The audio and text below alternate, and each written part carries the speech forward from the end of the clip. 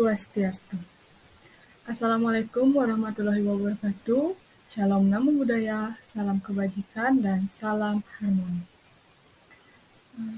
Baik, pada pembahasan kali ini saya akan menyampaikan atau mempresentasikan hasil analisis artikel ilmiah tentang pajak. Sebelumnya, perkenalkan nama saya Nimade Julia dengan NIM 22120511006. Nah, bahasan kali ini memiliki poin utama. Yang pertama, menganalisis jenis paragraf dalam bab pendahuluan, kemudian menganalisis kutipan, dan yang terakhir, menyocokkan antara kutipan dengan daftar pustaka. Nah, artikel ilmiah yang saya ambil berjudul Pengaruh Kebijakan Pajak dan Perjanjian Investasi terhadap Investasi Asing Langsung di Indonesia periode 1981 sampai 2019 oleh Deviliana tahun 2022. Nah, dari pendahuluan pada artikel ilmiah yang saya ambil, saya mengambil paragraf ke-10 dari 13 total paragraf yang ada. Saya akan bacakan paragrafnya. Tingkat inflasi yang rendah dianggap sebagai indikasi kestabilan ekonomi internal pada negara host country, serta akan meningkatkan pengembalian investasi asing langsung. Tingkat inflasi yang rendah pada suatu negara mendorong investasi asing langsung ketika tingkat inflasi rendah, tingkat bunga nominal menurun, dan akibatnya biaya modal menjadi lebih rendah. Selain itu, ketersediaan modal dengan suku bunga pinjaman rendah akan memungkinkan investor asing tidak hanya untuk mencari mitra yang lebih baik di negara host country dengan investasi domestik yang cukup untuk menambah, tetapi juga akan memaksimalkan pengembalian investasi mereka. Dikutip dari Al-Samsi et al. 2015. Beberapa penelitian terdahulu, yaitu Saidun 2015, Kasahun 2015, Fahmi 2012, menemukan bahwa inflasi berpengaruh positif signifikan terhadap investasi asing langsung, di mana stabilitas makroekonomi merupakan faktor krusial dalam arus masuk investasi asing langsung. Namun penelitian yang dilakukan oleh Battle et al. Tahun 2014 menemukan bahwa inflasi pengaruh negatif signifikan terhadap investasi asing langsung, di mana negara yang memiliki tingkat inflasi yang lebih rendah akan meningkatkan konsumsi masyarakat sehingga akan meningkatkan minat investor untuk melakukan investasi. Penelitian lainnya, Agiglu 2016, Sevik dan Tasar 2015 tidak berhasil menemukan adanya pengaruh inflasi terhadap investor asing langsung. Nah, itu tadi isi dari paragraf ke-10 dari bab pendahuluan. Selanjutnya, saya akan menyampaikan hasil analisis jenis paragraf. Yang pertama, jenis paragraf berdasarkan sifat dan tujuan. Dari contoh atau sampel yang saya ambil, ini merupakan paragraf penghubung.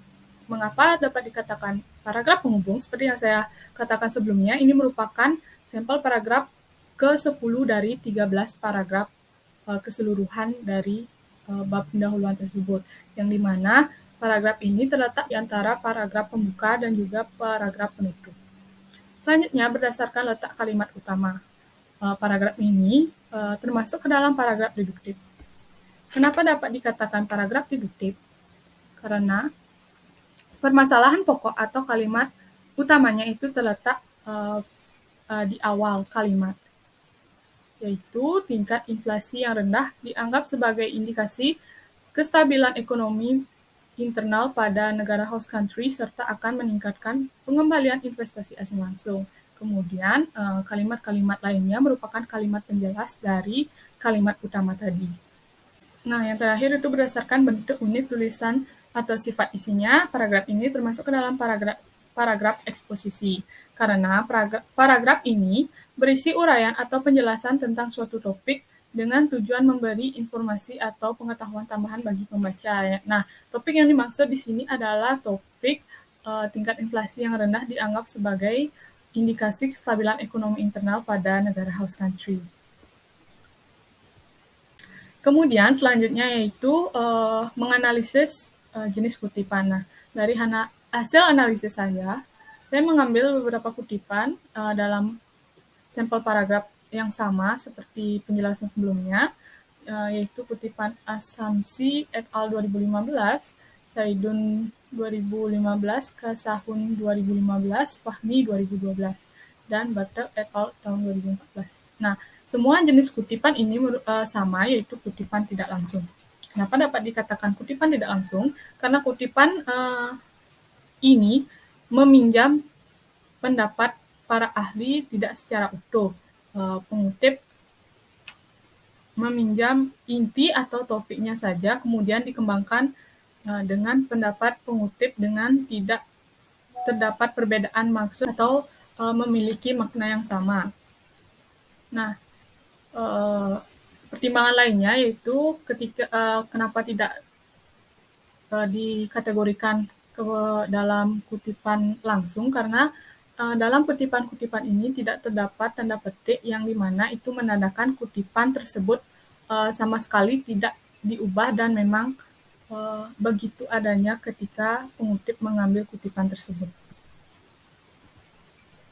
Nah, selanjutnya, apakah kutipan yang terdapat dalam paragraf tersebut dicantumkan dalam daftar pustaka?